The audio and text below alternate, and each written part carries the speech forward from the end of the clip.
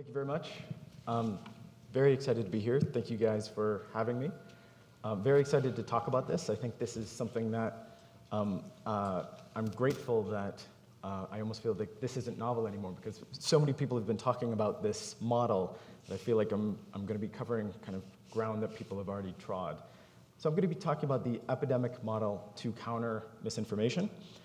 I tend to see that we are there's a lot of things that we can learn from infectious diseases. We know a lot about infectious diseases. This is our lane, right? Communicable diseases communicate.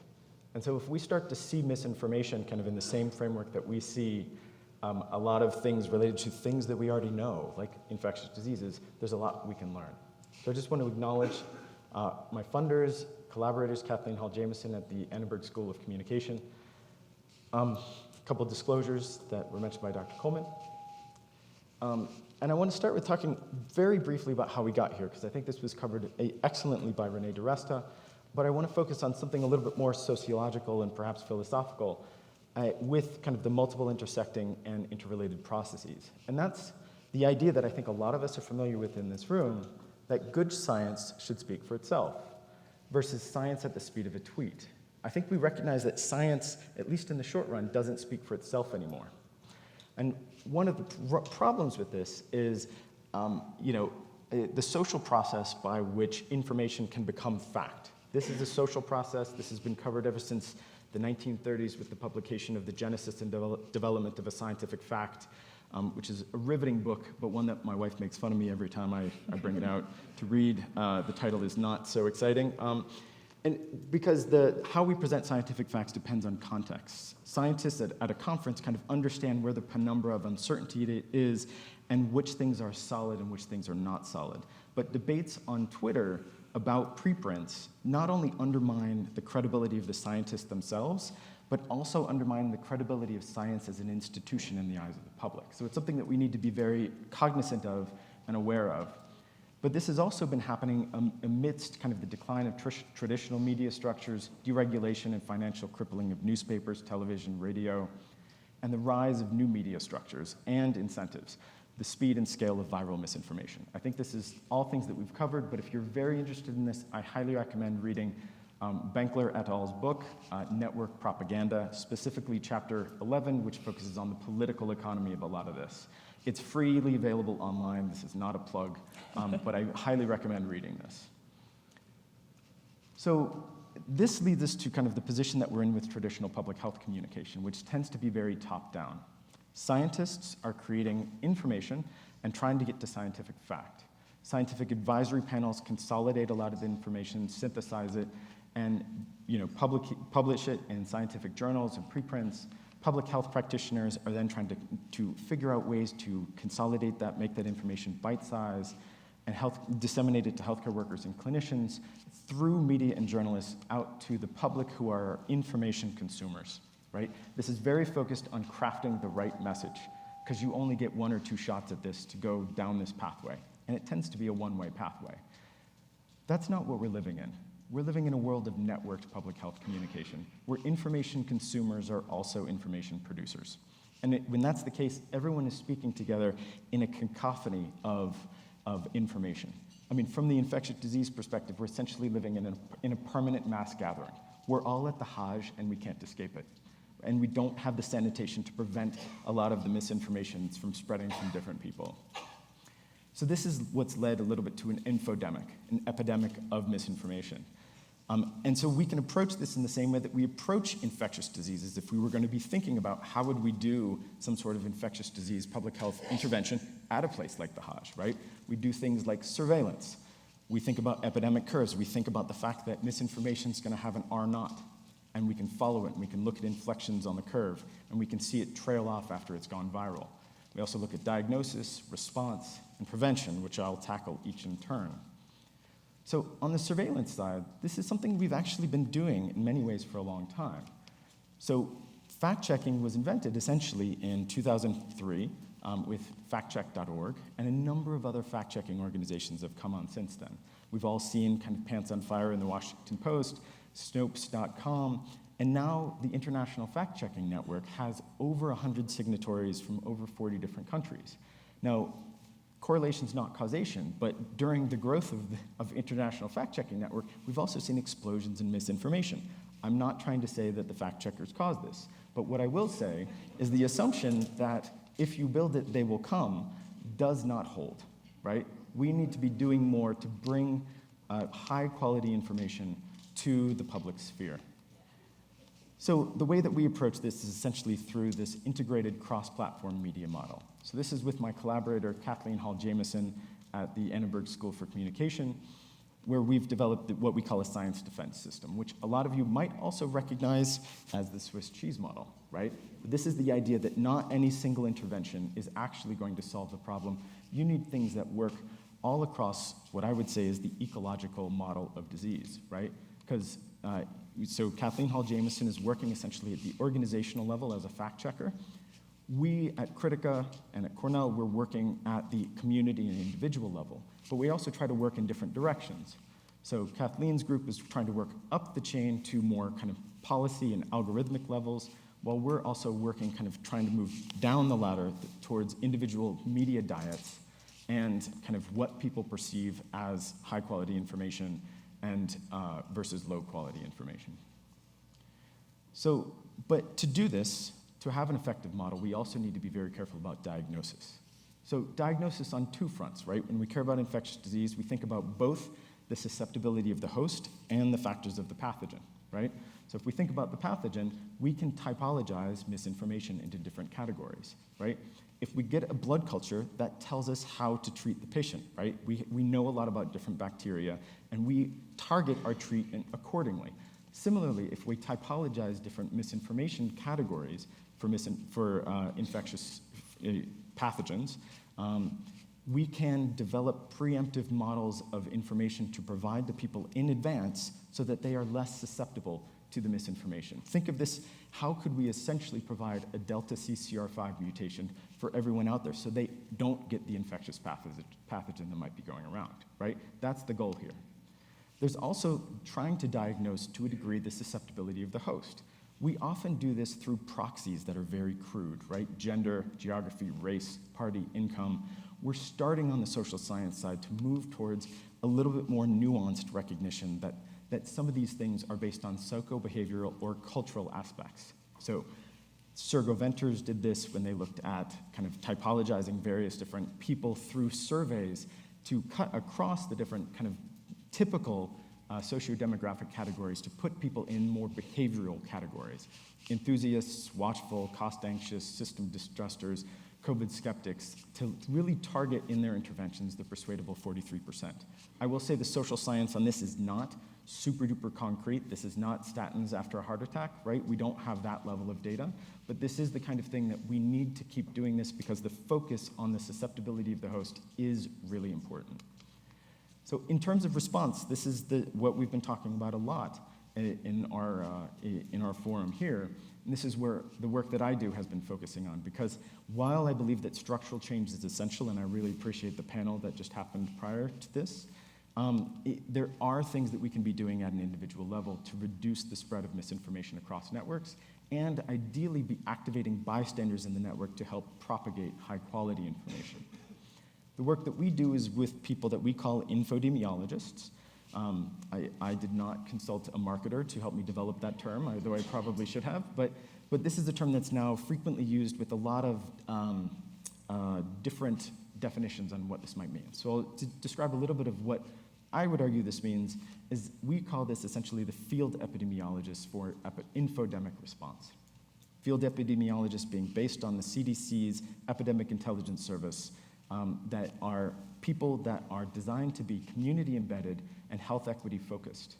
And a key factor is that they have subject matter expert support, right? Because if these are people that are community embedded, such as a pastor, right? And a pastor might be a fantastic voice for someone who has any questions about vaccines, that pastor then might actually become the wrong person, or it might need a lot of support if someone comes to them with regard to misinformation about abortion.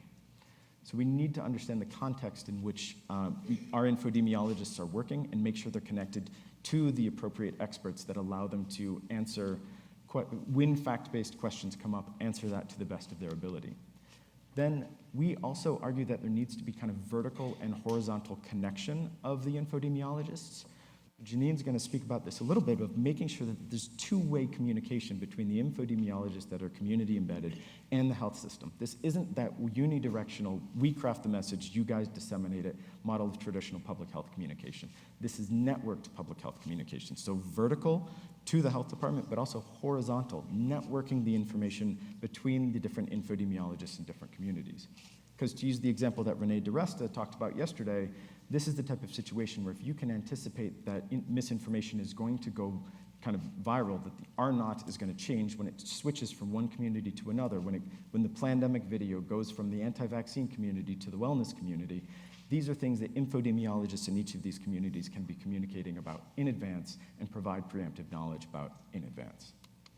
So who could be an infodemiologist? I mean, we argue that healthcare workers, community health workers, GPs, NPs, This Is Our Shot is a fantastic example of people that are essentially doing what we would argue is infodemiology work. Specialist societies like ABIM, I think, have a fantastic role to play here, as well as trusted community leaders. If anyone is interested in this type of work, please don't hesitate to get in touch with me. The method that we use is something that we're developing. We're building out on a lot of the work on motivational interviewing, but we're adapting it to community-oriented contexts where the focus of the intervention is not an individual, it is to the larger community and the values that we share. So ultimately, at the end of the day, in this networked model of public health communication, we want to see infodemiologists interacting in the center amidst this cacophony, essentially as the public health workers at the Hajj, if you want to think about it in terms of a mass gathering type of infectious disease event. But this isn't enough, right? This is necessary but not sufficient. At the end of the day, if you think about this, we need prevention, right? If you think back, say, 200-300 years ago, like, what was a public health specialist? A public health specialist was essentially someone playing whack-a-mole with all of the epidemics of cholera and diphtheria, and it didn't really exist because it didn't make sense, right? You would just be going crazy because there's way too many epidemics. Public health only started to make sense once we actually started to have sanitation and hygiene, right? So we need to start thinking about, and a lot of the discussions that we've been having today and yesterday, I think, are starting to move in the direction, I would argue perhaps a little bit too incrementally, to move in the direction of sanitation, right? Because when we think about why are we able to get a handle on most infectious disease right now, it's a lot. We have food safety, we have clean water, right? We've done a lot of different interventions like antibiotics, vaccines, to get it to the point where epidemics now are rare, right? That's the goal, right? So what can we do on the misinformation side? These are algorithmic adjustments to make sure that people aren't existing in epistemic bubbles and echo chambers, right? This is a priority focus on underrepresented minorities. This is focusing on media literacy in advance to make sure that people aren't susceptible, that they've got that CCR5 mutation, so they're not susceptible to the misinformation when it does start to be disseminated. And ultimately, it's also based on different types of content moderation and algorithmic adjustment, because at the end of the day, we need to make sure that we've got better hygiene and sanitation in our information environment. So that's it for me. Thank you very much. Appreciate your attention.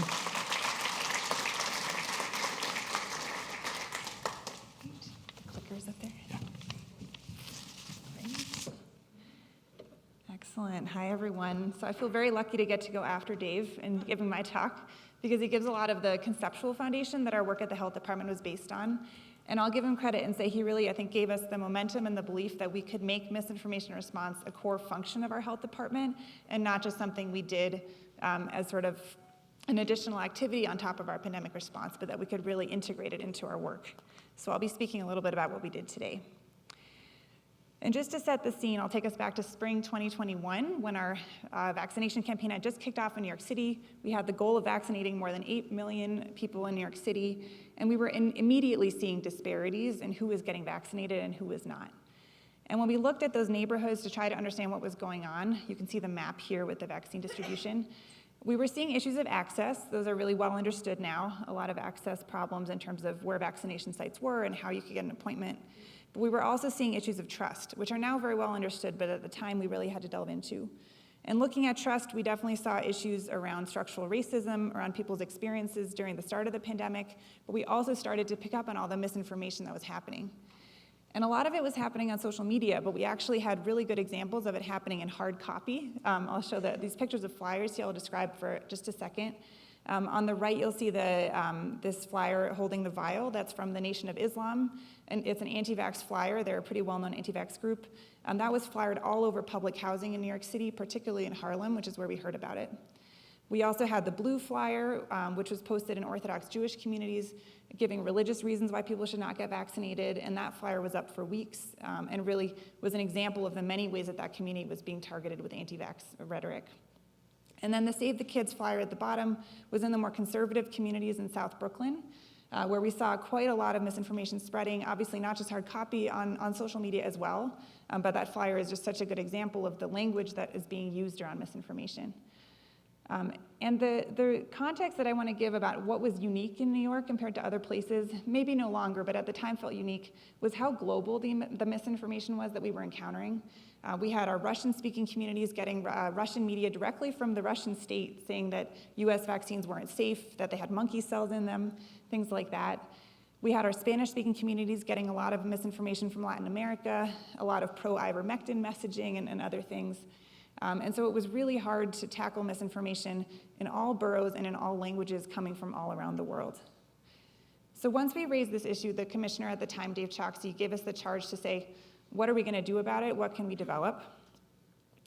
And so with that, we started creating our misinformation response. And I'll say, because we're a health department, we had very little funding and no resources to do this. And so I just want to give the context of how we tried to make this work happen in a very resource-limited setting, which hopefully inspires all of you to say, if we could do it, you can do it as well. And our goal was really to get from our reactive approach to a more proactive one. We already had a lot of community engagement happening. We had hundreds of field staff out in the community doing flyering, talking to canvassing, talking to other people. We also had hundreds of community organizations that we were partnering with and funding to do this work. But they were all really struggling with this whack-a-mole issue that Dave had mentioned, that anytime misinformation came up, they were sort of scrambling for talking points, trying to figure out how to respond.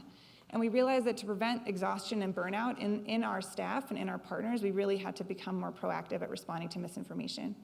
So we found Dave's framework, spoke to him initially, and began implementing it. And then we found it really important to center our work in our equity strategy, because the whole point of handling misinformation for us was to correct the inequities we were seeing in vaccine uptake and really improve health across the board. So we started really small. We created a small misinformation team of 4 people who bonded together to create a strategy, think about developing infrastructure, come up with data analysis, and then develop a rapid response framework. And because we had no resources, we had to do this in partnership. So within the health department, we created a working group. We found groups across divisions who were working on pandemic response, COVID response, and got them to come together weekly to talk about misinformation. And we realized how important it was just to create a space where people could hear about what was happening, debrief and figure out what to do, and then really mobilize to respond rapidly, on top of all the work they were already doing to try to communicate around the vaccine. And we needed a framework for that, because otherwise the problem was too overwhelming. So we took Dave's framework, adjusted it slightly, and we have here surveillance, which was the majority of the work that our core team did. We monitored social media, we took all the information coming in from community groups, and we analyzed that and synthesized it and brought it back to our working group. And within that is that diagnosis aspect that Dave had mentioned. And then for response, there was already so much communication happening, so much community engagement happening at the health department. So we tried to figure out how could we support the work already existing to tailor communication and really address misinformation in the right ways, disseminate correct information rapidly, and make sure it was focused on equity. And then we added this third bucket of evaluation. We wanted to make sure that we knew that what we were doing had an impact. Again, we had limited resources. We wanted to make sure we were putting them in the right places. So we really had to stay on top of our work and make sure that it was accomplishing what we wanted it to accomplish, which was to promote equity and make sure that community members felt like they were being acknowledged and served by the health department. So I'll dive a little bit into each of those categories before we go to questions. So for surveillance, I will say surveillance is a word we don't love to use at the health department because it has that sort of tyrannical quality to it. We use the word monitoring a little bit more, but surveillance does have that great analogy with epidemiology. And with surveillance, we really focused on creating a weekly report where we pulled from a number of sources. I let Renee know yesterday that we definitely used the Virality Project here as a really important national source that gave us a sense of misinformation spreading on social media. So we relied on a lot of industry reports being created elsewhere. But we also wanted to make sure that we had the New York City context. The goal of our report was to feed this information to our community partners so that they knew what was happening on the ground, which meant that we had to know what was happening on the ground first. So our health department did a lot of scans of local news sources, not just the New York Times, but the New York Daily News, the New York Post, et cetera, and websites. We did our own scans of social media as well, and we monitored our own accounts, which were getting spammed by anti-vax groups as well. And then community feedback was our biggest bucket. We really made sure there was so much information coming in from the community. We had surveys the health department was putting out, focus groups, community engagement staff were reporting back, our community organizations were reporting back to us. We had public health detailing going out into providers' offices and giving us information, other city agencies. We were in congregate settings like shelters and group homes, and all of that information was coming back. So we would scan all those reports and try to pull out any misinformation that we saw and really highlight it. And again, with that deep focus on what was happening in New York City. So as you can tell, that was an incredibly long list, and it felt like a huge jumble at the start. It really felt like drinking from a fire hose, and I think that's one of the issues with misinformation is that there's just so much to process. So we had to figure out how to make it manageable. And again, really drawing on Dave's framework of diagnosis. So we figured out how to sort all the information that we were seeing into themes. And these are the examples of themes that we initially created, but those themes changed over time. And it's less important what the themes were, but more that we had a framework that we were able to plug the misinformation into and really understand, like, underlying the misinformation, what was the concern? Was it a concern about accessibility? Was it a conspiracy theory? Was it a concern about safety? And not just make it about the individual piece of misinformation. And in all that surveillance work, we really honed in on the health equity issues and picked up on three key concepts that we had to repeat again and again to our health department colleagues. The first is that we saw direct targeting of BIPOC communities with misinformation that was out there. And this is a recurrent theme we learned that has been played out in election misinformation and other misinformation that exists. So a well-established phenomenon that we picked up on in New York City. We also saw that a lot of misinformation was taking root in communities that had really legitimate health concerns from questions that weren't being answered, partially because we as a health department were not serving them well, and they didn't have access to good information. And then finally, it's been spoken about already, but really important to acknowledge that a lot of the distrust was arising from both historical injustice, but also from really present-day experiences of discrimination. And this just taught us that with all this misinformation response, we really had to dig deeper to understand what was at the root of the misinformation taking hold, why were people susceptible to it, and start going upstream and figuring out how to address that. So now I'll get to response. And I have this framework here just to show that there were sort of different levels that we realized we had to respond to from a misinformation perspective. There are the science champions, all of you in the room and all the amazing work that's happening. We didn't really focus on those people because they already had the talking points they needed from our health department and others. We were already in partnership with them, and they were doing great work to get good information out there.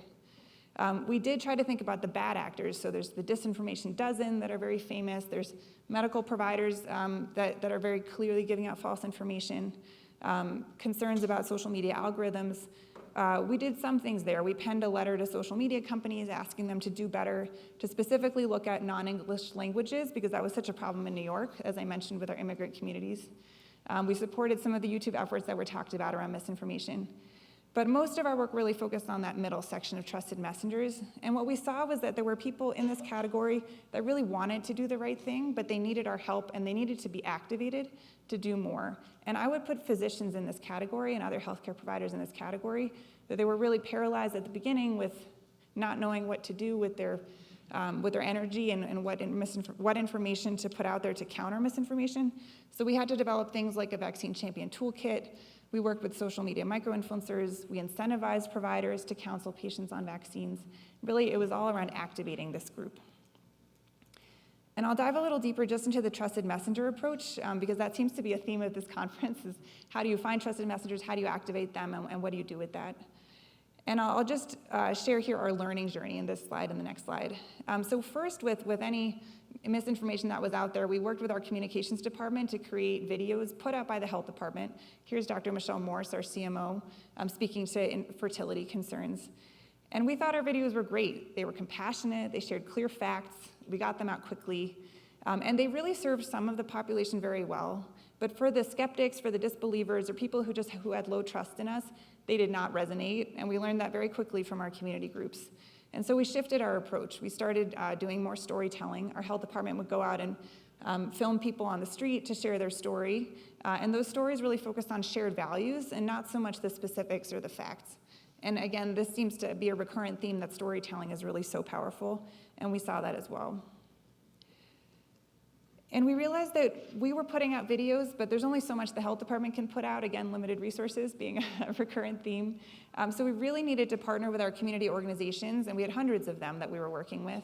And it was important to learn the hard way that it was not good for us to create content that they disseminated. We needed to support them to create their own content so that they could tailor it to their local ecosystem, to their culture, to talk in their languages, and that was really, really important work to do. And the goal with all of this was to take a page from the playbook of misinformation. So misinformation is really good at saturating the airwaves with false info. We needed to do the opposite. We needed to saturate the airwaves with good info and really drown out the misinformation. And that really is one of the prevention approaches that Dave had mentioned. And then one other area I want to bring up, just because it felt like such a big deal at the time, and I look back and now maybe it doesn't seem so momentous, but we were really hesitant as a health department to do any kind of myth busting, because myth busting is seen as a strategy that might actually reinforce the misinformation because you're repeating it. But we recognized that there was a time and a place when myth busting was really essential, particularly around infertility, but other concerns as well, and so we did start doing more of that. So the final area that we worked on was evaluation. And I'll just be brief on this one, just because we did not do rigorous evaluation. This was not intensive research. Our goal was really to create rapid feedback loops to allow us to iterate in this process, because this was all so new to us, and we wanted to make sure we were going in the right direction. So we asked 3 key questions weekly at our meetings. Were our community engagement staffs feeling prepared to handle the misinformation coming at them? Did we understand the underlying community concerns that were driving the misinformation, and could we actually respond to those concerns instead of the whack-a-mole approach of just trying to hit on misinformation as it came out? And then finally, were we thinking upstream? Were we connecting our misinformation response to work around health literacy, vaccine confidence building, institutional trust? Because if we didn't do that, we were going to be doing misinformation response forever, which we may still be, but we want to make sure we have a good balance. And again, the focus here was really on rapid assessment, getting feedback from our community, and getting feedback from our staff who were doing the work. So where do we go from here? I think we learned that misinformation response is possible in a health department context, something we had done before for individual epidemics, but not for these pandemics. And we really learned how to mobilize in times of crisis, but it's clear now that this is the long game and it needs long-term infrastructure. As with all of COVID, we're learning that we need to turn to preparedness and resiliency and recovery. I know the pandemic's not going away, but we're able to sort of think long-term now. And the importance here is really to think about building lasting networks. We learned that at the health department, we could not do this work alone. It really was all in partnership. And we've invested so much in the community relationships with community organizations and community leaders, and that may all fall apart once all the pandemic funding goes away. And so I know we're all pushing always for more public health funding, but this is an area where it just really hits home that we need long-term funding for this work. And I put some examples at the bottom of ways that we're building networks and trying to think long-term, and the one I want to highlight, it's sort of my pride and joy, but also I think such a good example of the trusted messenger concept, is the New York City Public Health Corps, and that's a landmark effort to really train hundreds of community health workers across the city who are our trusted messengers, going out and spreading information, supporting their communities, figuring out what they need. And the focus is really on bidirectional communication, that it can't just be us pushing information out through them, but they're feeding information back to us about what their communities need and want. So we had a lot of lessons learned in this whole process. Misinformation at the beginning really felt like just a jumbled knot. We did not know where to begin. It felt like such an insurmountable problem. But that's where the frameworks really helped. So the marriage of academics to really public health practice. And the frameworks really showed us the path forward in this really complicated setting. We learned early on that addressing misinformation was imperative for our health equity work, and that we could not do health equity at the health department without addressing trust and misinformation spread. We recognized, as I mentioned multiple times, that we needed community partnerships to succeed. And then finally, I think another theme of this conference, there's no silver bullet, but trusted messengers and really focusing on values and storytelling were so essential to our approach and something that we honed over time and hope to continue. So I'll end there and take questions, but thanks. Oh, actually, let me finish, with acknowledgments. I meant to do this at the beginning. I had an incredible team that worked with me to do all of this work, the commissioner who supported our work, and then our small team of misinformation responders. But it all sat on this incredible foundation of the health department and all the tireless staff that put in hours and weekends doing community engagement work. So I wanted to thank all of them. Great. Oh, wait.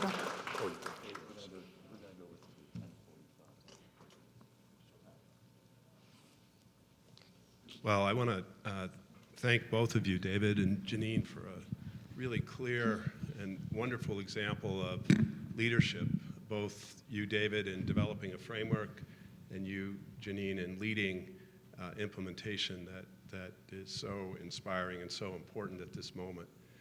I wanted to start us off just with a question to each of you, and that is, what barriers did you encounter in this work that surprised you, and what did you learn from them? I think, Janine, you hinted at some of these, but I appreciate hearing really what the lessons learned from really difficult encounters in trying to develop and then subsequently implement this work. Yeah. So there were a lot of barriers. It's hard to limit it to just one, but I'll start with, I think, a lesson that we learned early on was about how to talk about misinformation. When we would go to community partners and ask them about what misinformation they were hearing and how to handle it, they sort of looked at us and said, what misinformation? We're just feeding back concerns from our community and issues they've raised to us and questions they've had. It's not all misinformation. A lot of it is legitimate concern. And so we started to recognize that this misinformation was really on a spectrum, and that it really behooved us to sort of understand the underlying concerns that communities were worried about and starting to approach those, as I mentioned. But it was really humbling to have our community groups sort of teach us the way to talk about it and the way to approach it. And it led us to really shift our framework. I know we called ourselves the Misinformation Response Team, but at the end of the day, I think we should rename ourselves like the Community Concern Team, because a lot of our surveillance work started just picking up on the underlying issues that communities were facing, and we would try to surface those. So really, I think sort of questions like fundamentally, what is misinformation response, and where should it sit in the broader work of public health and health communication? Yeah. Thank you. That's I think, a really important point that maybe we haven't talked enough about so far, that is the heterogeneity of misinformation, and thank you for that. David? In our work with infodemiologists, we've primarily focused on Black and Latinx communities, which are obviously enormous in the United States, right, and very heterogeneous. One of the challenges that we found is that there's, when you're working with communities, I think a lot of us instinctually think somewhat geographically focused, right? And in a New York City Health Department, that is the focus. But our work is primarily online. And so one of the major questions that social scientists are still grappling with, and that we were grappling with on a daily basis and continue to grapple with, is the question of what is an online community and where are the boundaries? And the challenge of that is if we're focusing on values-based approaches to talking to communities, in a community that's very fluid and porous, it makes it hard. And so we're still learning how to do that. And I would say that, but I think that's a lot of our communities, a lot of our identities are shaped in these online networks. And I think it's something that we're learning, and I think something I wouldn't say we figured it out, but we're learning that this is super important, and we need to figure out how to get our hands around this. Great, thank you. So I think what we're hearing is the importance of humility and leaning into the learning process as part of this. That's very important. I think we have a few minutes for questions, and we'll turn it over to our able staff to help us. I have someone here. Okay. Hi, My Farm Institute for Exceptional Care. Janine, and I guess for both of you, but particularly Janine, I'm curious, throughout the couple of years, did you notice changes in the community? Did new muscle memory develop did you see evolution of the community conversation?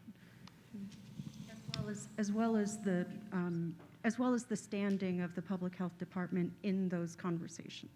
And you are. Sorry, my FOM Institute for Exceptional Care. You're making me even shorter. Let's take that one. Great, and you can add on. That's such a good question. I think understanding how the community changed during COVID. I hope everyone has recognized in their own communities. There was a lot of community empowerment that happened. Communities realizing that they could take things into their own hands and that they needed to, frankly, because of the state of where we were in the pandemic. And so communities became really great. Community leaders became great at coming to the health department and asking for better messaging, asking for more tailored messaging to meet the needs of their community, which is part of why we had our evolution in our messaging strategy. So really we have our community leaders to thank for that. And then I will say, I will give us some credit in that we also recognize that it was in our best interest to train up our community leaders and community members to become even stronger health communicators than they already were. So, you know, I talk about using trusted messengers in the slide. We actually did a lot of background work in terms of how to train up trusted messengers to take on that role. And whether it's the community leader or the organization and people within the organization, we did vaccine champion training for our own health department staff. I think there was an assumption that our staff would be great at communicating when they were home and with their families or out in the community, but those are hard skills to learn. So there was so much capacity building that had to get done, and we really took that on and took that very seriously, and that work continues now at the health department, which is great. Dana, over here. Hi, Alicia Fernandez, UCSF. Thank you both for excellent presentations. And I want to purposefully ask something that might be a little bit provocative, David, that came out of our small group. My own approach has been along the lines of that of the New York City Department of Public Health, which is to create more content. Another approach is content moderation. So I want to surface a discussion that surfaced in our small group because I think it leads us to where this gets complicated. And I also want to go on record as saying that I'm not surfacing this just because I want my boss to know that I spent half an hour vociferously defending him. But we talked about whether or not it was responsible for Bob Wachter and Monica Gandhi, two UCSF people who have had a very high profile during this epidemic, to put out different messages occasionally on areas where they legitimately disagreed. And we had some interesting debate on whether or not that sort of content should be moderated. And I invite you to share your views with the audience because I think this is where the rubber hits the road and it gets difficult for all of us.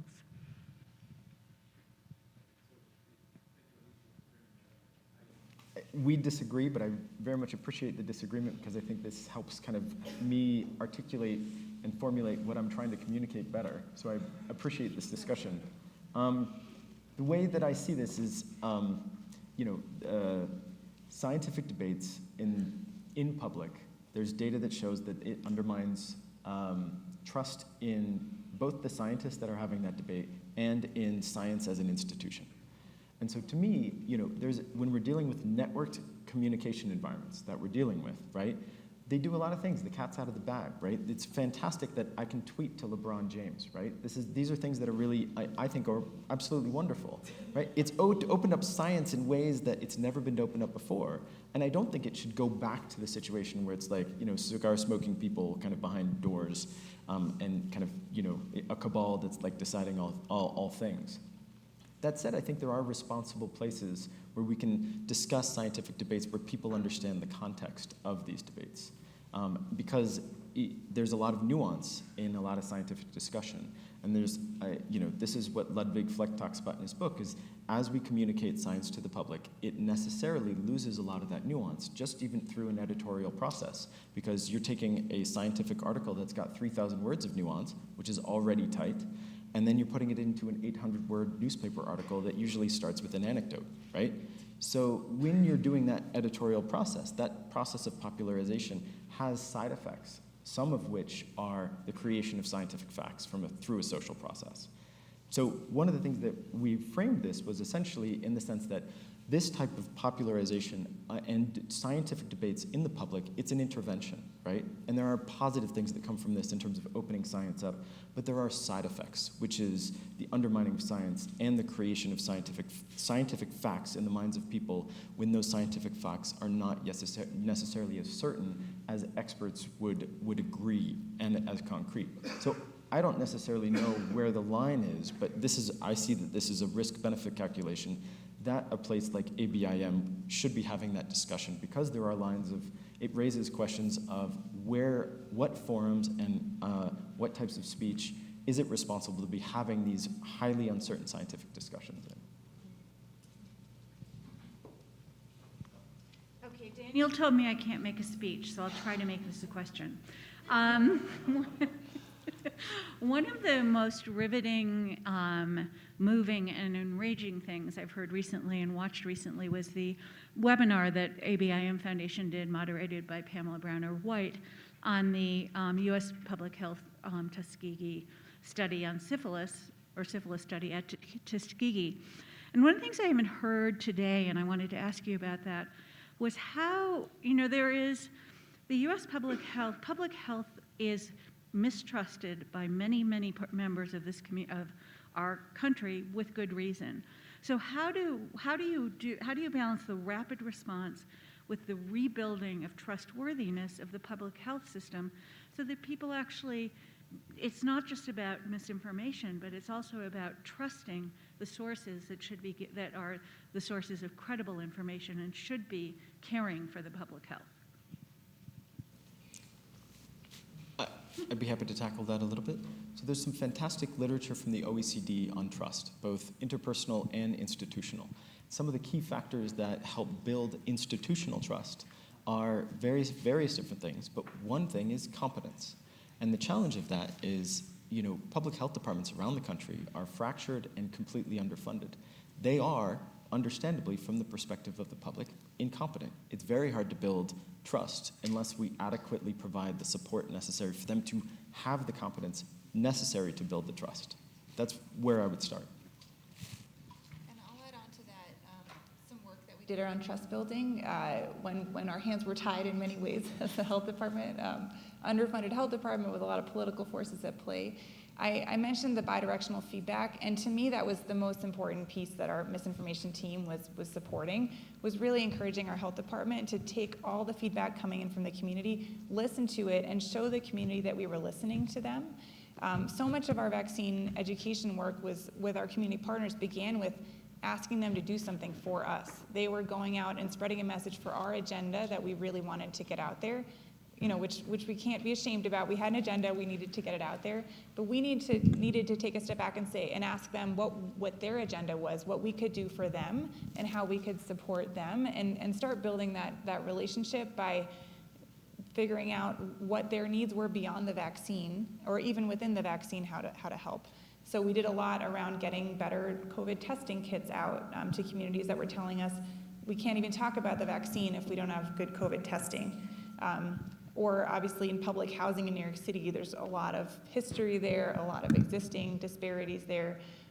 So we partnered with the head of our city, our public housing, our NYCHA, to figure out how to really communicate to populations in public housing and build trust, because there was so much work already happening there trying to address the ways that the system had failed people in public housing before we could even talk about the vaccine. So really, again, recognizing that our agenda could not be the only agenda was so important.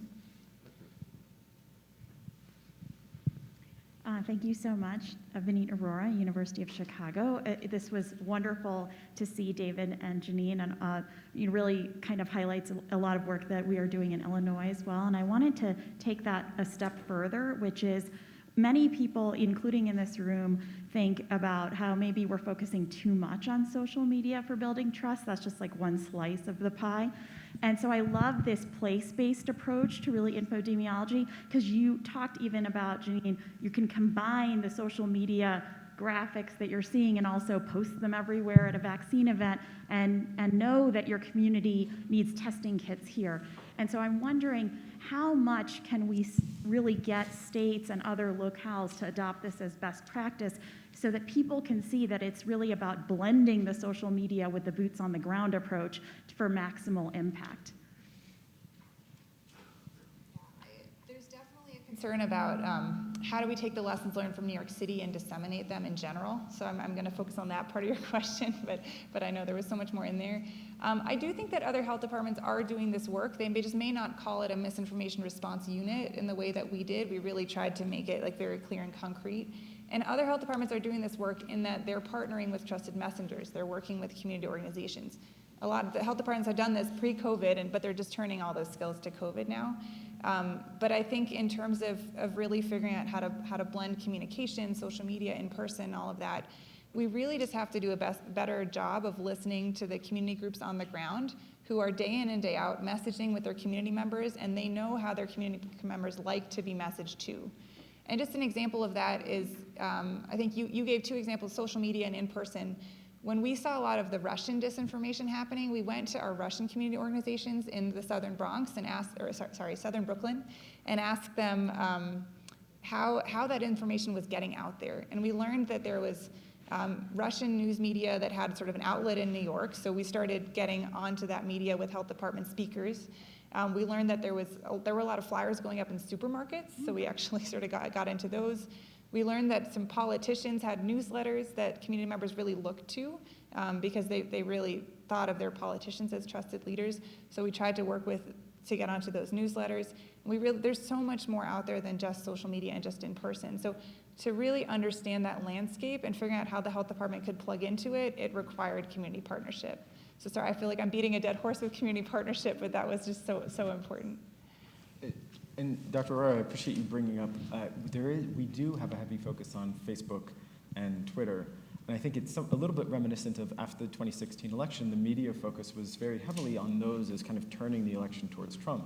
In that book that I mentioned, Network Propaganda, the key thesis of it is essentially, yes, Facebook and Twitter, but in terms of effect size, conservative news media has been much more impactful. And this has been shown in the anti-vaccine space as well. And especially when we start to think, yes, there's the national outlets like Fox News, but there's also the very local outlets like Sinclair News that owns a lot of local TV news around the United States, which is kind of covered in some of the deregulation aspects in that book, in that chapter 11 that I recommended. But it's one of those things where it's an important thing to remember. It's like, yes, we can talk about these social networks, but at the end of the day, a lot of people are still getting their information locally.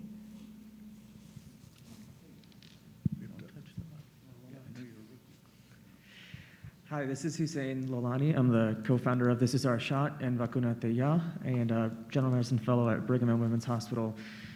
Great presentation, Dave and Janine. You know, we are part of a broader network called the Public Good Projects, which has experience running social influencer campaigns around the world on a variety of public health issues and has shown improvements and increases in knowledge, attitudes, and skills. So I wonder, Janine, can you talk about the partnership with PGP in New York City and kind of the role of training these local trusted messengers and micro-influencers, because that's kind of the core of disseminating that information, is people having that information to begin with.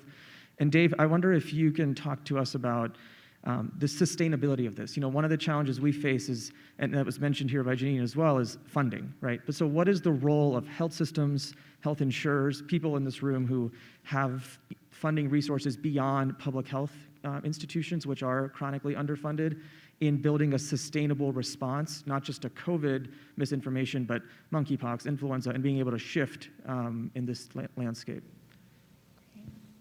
So I'll start and turn it over. I'm glad you're giving me a chance to talk about public good projects. They've come up a lot, I think, at this conference, at this forum, and for good reason. When we were really looking for a path forward and figuring out how to handle misinformation, they really stood out as one of the nonprofits that had figured out the right approaches to really get their hands dirty, get on the ground, and really tackle misinformation on social media.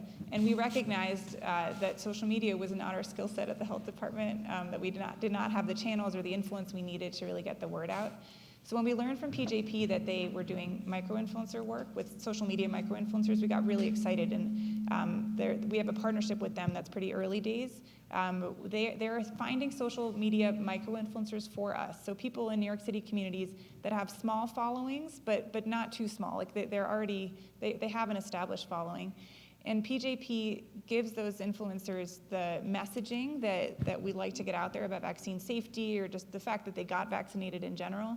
And then the influencers get to take that message and spin it in whatever way they want to really make it feel authentic to them and get the message out there. And that approach is something that the health department, it took us a while to accept that we needed external help with that. But once we did accept it, we were ready to jump into a partnership with PJP and really needed their expertise to do this work. So I think that like public-private partnership was so important. And then I'll say one other thing we did with PJP that was essential was we recognized that our community groups were really hungry for more training on countering misinformation. A lot of our community groups were really good at social media. They had their own Facebook pages or WhatsApp channels with people in their community. They already had ways to get information out. It was more content that they needed. So we've started partnering with PJP, where PJP creates content that's easily digestible for the CBOs to get out there. And I'll say that was another lesson learned, that our content was not easily digestible. So again, we really needed an outside partner to help really frame it in a way that was useful to community groups. So they were such a wonderful partner, and they really added capacity where we were lacking, and they added knowledge where we were lacking. And I think that's important to recognize. Thank you, Sane, for this question. I think it's really important.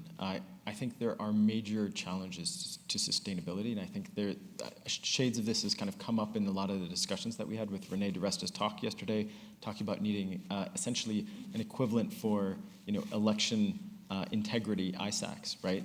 This type of infrastructure doesn't exist on the public health side. We were also talking in our group slightly before this that there's not sufficient incentives for trusted messengers, which a lot of us kind of at academic health institutions there's not really incentives. In fact, incentives are disaligned for us to be engaging in a lot of these conversations, even if we're able to do it responsibly. And ultimately, at the end of the day, there's a huge gap in funding, not just in like these types of incentives for funding, but also the funding of organizations that would be able to kind of protect science and scientific integrity in these types of frameworks. Because one of the things that I see is that we have an entirely new information ecosystem that has changed over the past 20 years, right? But the gains from that change in the ecosystem have been primarily privatized, and yet the externalities have been socialized. And so to me, one of the things that I think needs to change is a little bit of refiguring how some of the gains from that these institutional changes can be funneled back into the system to provide public goods like what we're talking about here to make it more sustainable.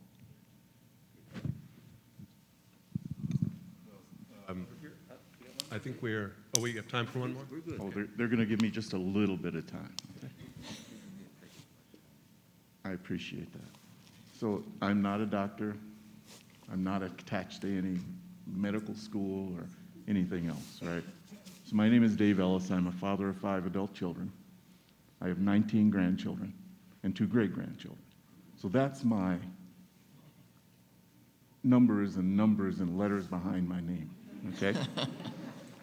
So first of all, I want to thank you for the presentation, because it's the first one that I've heard that truly pins community as leaders in this conversation. That without that, we continue to do the things that we've always done, the way we've always done them. And so just to kind of make this brief, could you speak a little bit more about community as leaders, and not just being at the table, but being there from the very beginning and being a part of the decision-making process? And specifically, was it Janine, you said upstream? And what you're hearing is the result of a breathing condition that I have from a reaction to a vaccine for COVID. That's why you hear me struggling to breathe, okay? So would you talk about upstream as a direction as opposed to a destination? Because every time we hear upstream, people are, oh, we're going upstream, we're going there. No, we're going upstream, all the way as far upstream as we can get. Thank you. Thanks for that question. I'll take it and feel free to add on anything. But I think that's so important, and that's a lesson that I learned at the health department from my public health colleagues. I was coming from doing my medical training at Ivy League institutions where medical evidence was so important, and I only saw that. And so I really learned the lesson at the public health department about what community leaders bring to the table and why it's so important to really have their voices be the loudest sometimes and have the health department be more of a listener.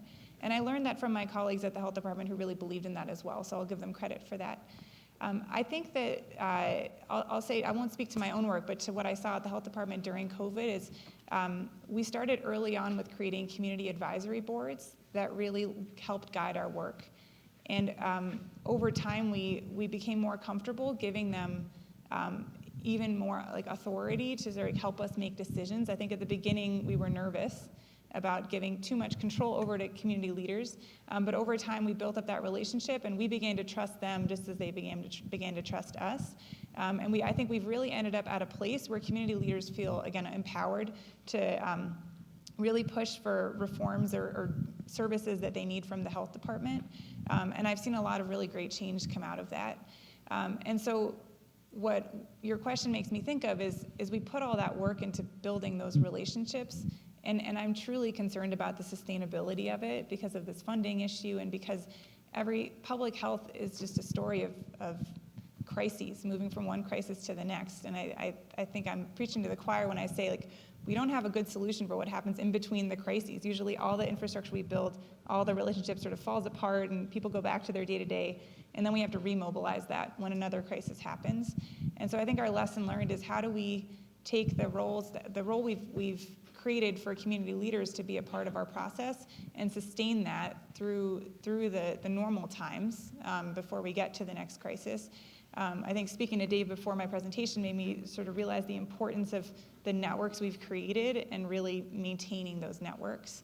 And I think that's needed for misinformation, but it's needed for trust and for public health in general.